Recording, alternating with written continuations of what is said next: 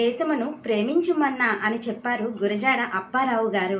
ప్రతి తెలుగు హృదయాన్ని ప్రభావితం చేసిన అద్భుతమైన కవిత ఇది. దేశమును ప్రేమించుమన్నా అంటే మన ఊరిని, దేశాన్ని గౌరవించమని అర్థం. అంటే కేవలం ఇది దేశభక్తికి సంబంధించినది మాత్రమే కాదు, మన జీవితానికి, సమాజానికి బాధ్యతలను గుర్తు చేసే పాఠం. గురజాడ గారు అప్పట్లోనే వ్యక్తిగత ప్రయోజనం కంటే సమాజ ప్రయోజనమే ముఖ్యమని చెప్పారు. పచ్చదనం, స్వచ్ఛత, సమాజ సేవ అనే ఆలోచనలను అందులో తెలియజేశారు. ఈ రోజుల్లో ఈ పదాలకు మరింత ప్రాముఖ్యత పెరిగింది. మనం ప్లాస్టిక్ వినియోగాన్ని తగ్గించడం, పర్యావరణాన్ని కాపాడుకోవటం, సమాజ అభివృద్ధికి తోడ్పడటం వంటి చర్యలు చేయటం ద్వారా ఈ కవితలోని ఆలోచనలను అనుసరించవచ్చు. మీకు ఈ కవితలోని గొప్పతనం నచ్చిందా?